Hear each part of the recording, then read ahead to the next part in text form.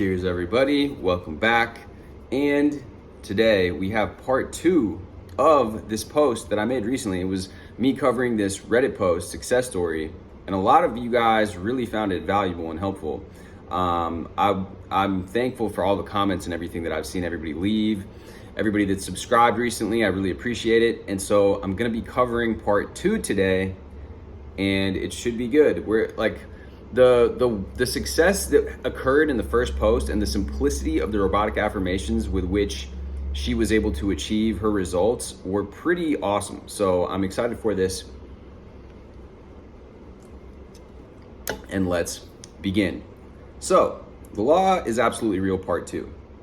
Hi folks. Recently, I wrote about my successes with robotic affirming after deciding that the method was going to work for me no matter what. Since then, I've had a lot of people reaching out, asking me how it could be so simple and what I did, what my mental state was like, yada, yada, yada. Though I've answered all such questions in the edits I made to my original post, I wanted to make a fresh one on some more successes I've had since then, how circumstances truly do not matter, and some developments in my approach and thinking. Revisiting my method, robotic affirming for 15 minutes, 3 times a day with a single, to the point, and simple affirmation. A lot of you guys have been asking me questions on how many affirmations can I have? Can I affirm for more than one thing at a time? And while I do believe that you can, I think that you could actually employ her technique of 3 times a day for 15 minutes and then do a different thing each time. Let's say one for health, one for relationships, one for career. Like, you could do that. I do think though that this kind of single pointed focus and really diving in with one definite chief aim, as Napoleon Hill would say, or one definite goal, definite vision that you are creating for your life, is just going to have that more single pointed focus. It's like if you think of energy going out in these multiple directions, right? Well, if it's all channeled into one direction, it's going to be more powerful. So, do with that as you will. I'm not saying that it won't work if you do, let's say, 2 affirmations. I definitely, hard line, in my opinion, no more than 3. There should be no more than 3 things that you're working on at one time. It then becomes too jumbled and there's too many things going on. And again, that's engaging your mind to say, oh, well, what is it that I'm affirming? Like, it loses the robotic repetitious aspect of it, which is what makes this work, which is that rote repetition. That is what makes this kind of seep into the subconscious. If you have to consciously think, oh, this is my thing, this is what I'm affirming for, now I'm doing this, like, it's losing its potency by doing that. So anyways, going through the successes here, we got a few different successes that she has. So number 1, got a stolen vehicle back. My sister rang me for a fortnight ago in hysterics because her beloved bike had been stolen from outside her workplace. This was the first real thing she bought with her own money, and it meant so much to her. Apparently, she parked it outside her workplace as usual, went about her day, only to find that when she stepped back out for her break, her bike was no longer there. She panicked and called her supervisor, then me. The supervisor helped her file a police report, but their indication was that the area was notorious for such robberies, and seldom, if ever, were they able to retrieve the vehicles. My sister was absolutely devastated. Everyone was banking on the CCTV near the area to give some info, but the camera turned out to be broken. Nothing conclusive showed up. The footage was all grainy and went black in between. My sister was so freaking sad, and I couldn't bear to see her like that. A week or so passed, and still no news of her bike or any leads on getting it back. My sister had to resort to taking the subway, and it was eating up so much of her time, and she couldn't immediately buy a new bike because her budget did not allow it currently. So I decided that we were going to reverse the shitstorm. I affirmed my sister's name got her back her bike. So that's in quotations. My sister's name got back her bike. Same method. I was quite frustrated this time around and did doubt if my affirmations would help, given the police had effectively said we weren't getting the bike back. That was time and energy wasted. 3 days going into this, my sister's supervisor called her to let her know they'd found her bike. It was weirdly parked in the parking lot in some other employee's reserved parking space, and they called the guards or whomever to ask whose vehicle was in the reserved spot. My sister's. Someone took the bike and returned it. For what reason, I do not know, but the bike is back and my sister is happy. That's all I care about. Okay, cool. So 2, promotion out of the blue. In my last post, I shared how I affirmed my way into my current dream job. I've been here barely over a month and I love the place and people. Note that this job is paying me 60% more than what I made at my previous role. So this is the success of acquiring this job that we covered in the previous post, right? That is a phenomenal, pay increase, 60%. So this job is paying her 60% more than her previous job was. So funnily, I was chatting with a friend and they mentioned how this new guy on their team wasn't even 3 months in and got a promotion while they've been stuck in their role for over 2 years now. And their promotion keeps getting delayed. This happens to so many people. I told them what I know. Affirm you have it and you will, but this conversation also sparked something in my mind to test the limits of manifestation for my own self. I thought if this random guy can be 3 months in and get promoted, surely it's possible for me too. How? I do not know. I do not need to know. So I got to it. This was purely a check for myself kind of situation where I wanted to see if the affirming for something so odd, at least to me, would have any results. I wanted to see if this circumstances do not matter thing is truly worth its salt. I went back to my method, affirmed I just got promoted. I make even more money now. Took 11 days. On the 12th day, my director asked to chat with me about something urgent. I thought it must be some project that came up or something similar. He sat me down and asked if I was happy in my role and if these initial weeks had been good. I told him that I'm quite happy with the work and the team and I look forward to learning and growing. He had this cynical look on his face and asked me if I've been cast in the wrong role. I was confused, said no, I didn't understand what he meant. Then what he said was a pure surprise to me. Somehow, one of my peers in the team had raised a concern with our director that I might be looking to shift from this company because they have underhired me and because my work experience and skills are befitting to a more senior role. I can assure all the readers here that this is not true, but it seemed so to this peer, and eventually my director, who then offered me a more senior role than what I was hired for, said he'll take care of it with HR and that effective the coming Monday, I will be working as that new role. I'm still quite in shock with this turn of events, and even though I know that my approach works now, the sweetness of such surprises still does not lessen. I got promoted barely a month in and a 45% salary hike.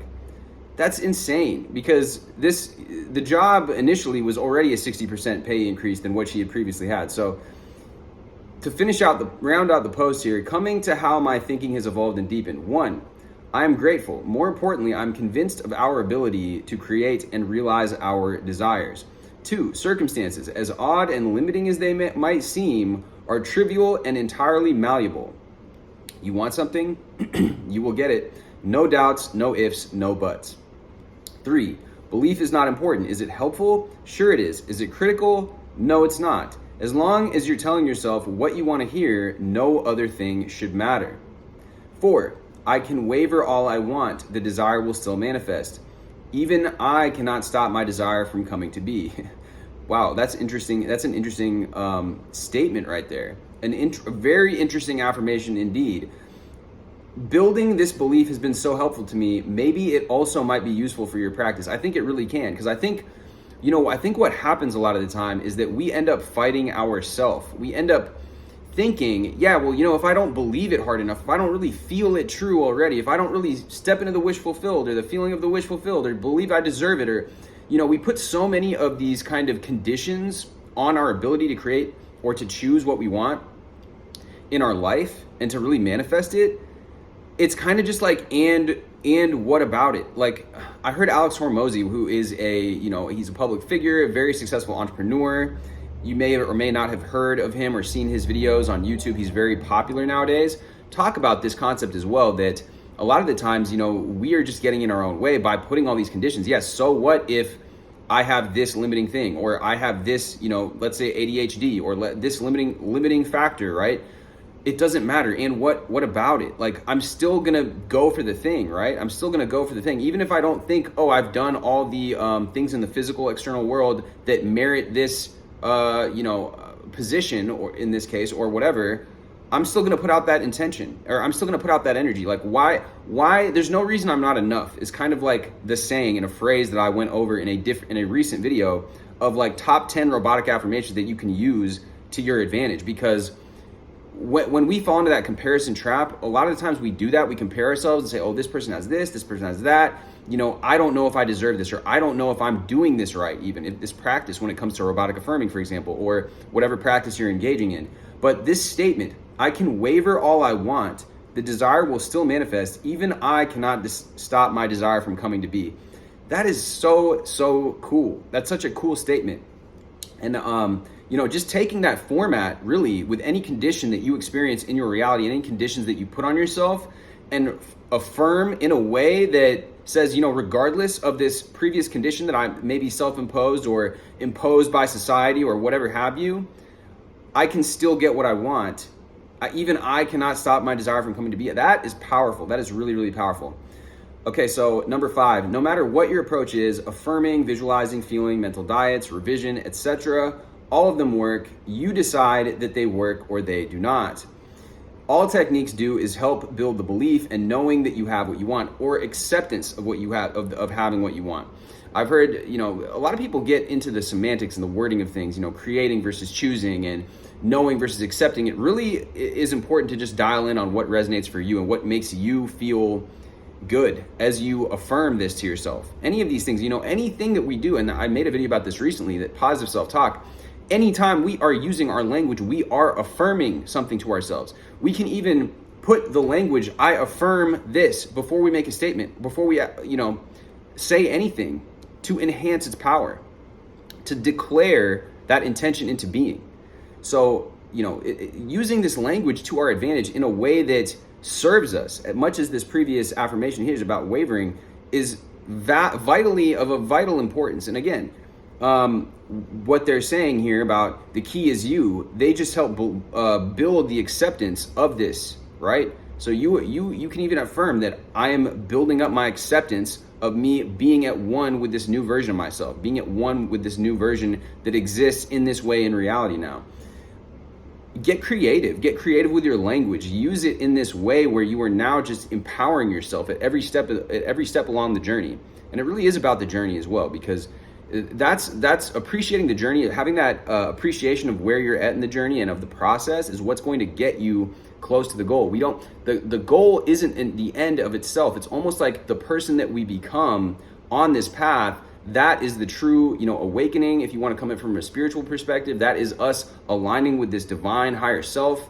And all of this robotic affirmation, all of these affirmations that we're using are tools in our arsenal to get us more in touch with that fully aligned, fully expressed version of ourself, that fully actualized version of ourself.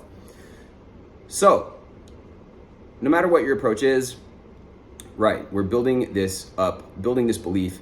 So number 6, testing stuff out and seeing your own personalized successes does more good, 1,000 times more good, for your own conviction and belief in your power to create than reading success stories and approaches of how others got what they wanted. Reading someone manifested $1 million and knowing I manifested 1,000 myself out of the two, the latter will be more instrumental in shaping my understanding of all I can do and create. If I know that I can get $1,000, I know I can get $1 million.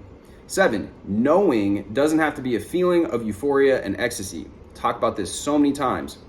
It usually is a feeling of neutrality and indifference. Exactly. I talk about this exactly, and I use this, kind of visual aid here. I'm probably going to get a whiteboard so that I can actually really just start giving you guys like a better visual aid to understand a lot of these concepts. But essentially, the neutrality being here. I use the example a lot of the time of like attachment theory. There's that anxious attachment style, right? You need it so bad, right? And then on the other side, you've got this avoidant, fearful attachment style that people have. And this is true for our goals, for what it is that we want to draw to ourselves in life. It's not just for, relationships or whatever. It's the secure attachment is in the middle. It is that neutrality. It is that positive expectation, that positive kind of indifference to the thing that's almost like mundane. The people that really have the thing that everybody wants, that's coveted, whatever, they're not that jazzed up all the time. They're not in this constant feeling of ecstasy or euphoria.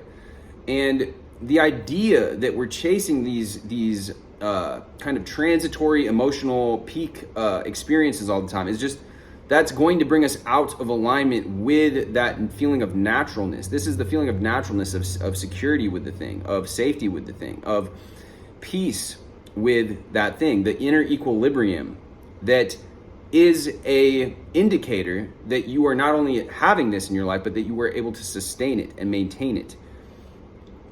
These ends on the spectrum of the polarity are not sustainable. They're not. You're never. This is sustainable. This feeling of harmony with your outcome, with your desire, right? So, neutrality and indifference. I know I have a bed. I know my method of manifestation works. Same thing, really. I hope this helps you as much as it's helped me. And peace.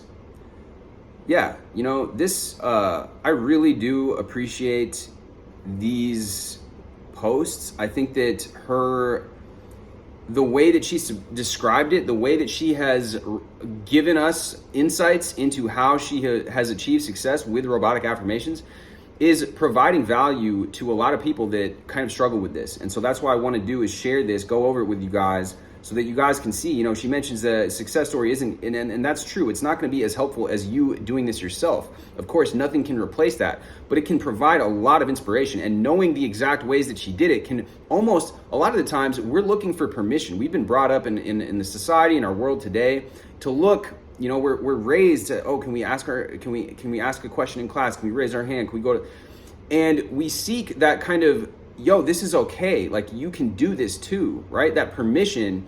So a lot of the times it's hard to model what works unless we've seen it. And that's why going over somebody else's success stories, it's almost like we're able to now give ourselves permission. I'm giving you guys permission to use this technique, to do this, to really have success with this. Because if you just kind of are left to your own devices and you're saying this and you've heard all these different things, conflicting information, it gets confusing out here. But you really hone in on one thing, like they said, that works. Whether you choose robotic affirmations, whether you choose scripting, whether you choose visualizing, whatever, it is going to, when you commit to it, when you do it with commitment and you walk with faith and you make that decision, then you are acting with power. You are stepping into your power, and you are using that God-given power that you've been given to really draw in what it is that you want to create in this physical reality that we're in.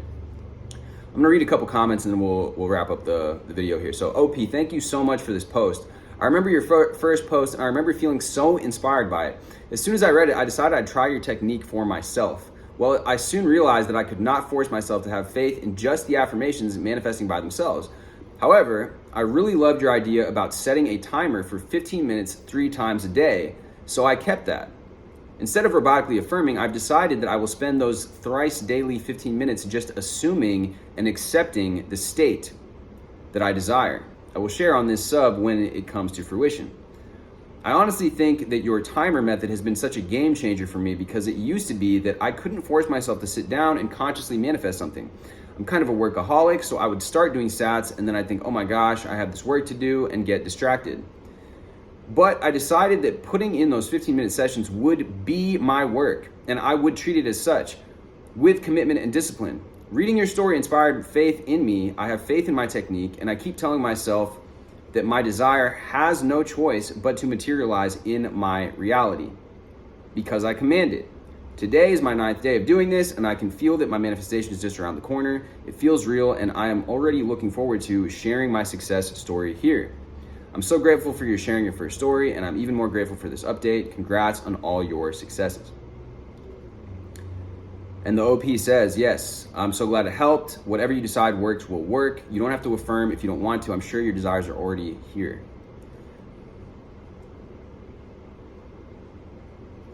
So somebody else says, great stuff. I'm a longtime manifester, started doing this in 2017 with a break in between.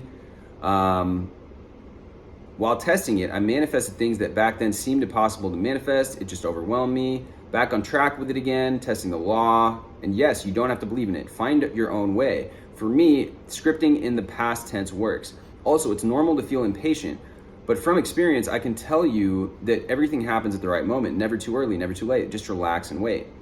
And yeah, again, that feeling of relaxation, that's like that 0 point also that Frederick Dodson talks about. I'm going to be covering some of Frederick Dodson's insights soon, and maybe doing a little comparison on Neville's Sats versus Goddard, or versus Frederick Dodson's pure technique, because essentially they really are very similar. However, I would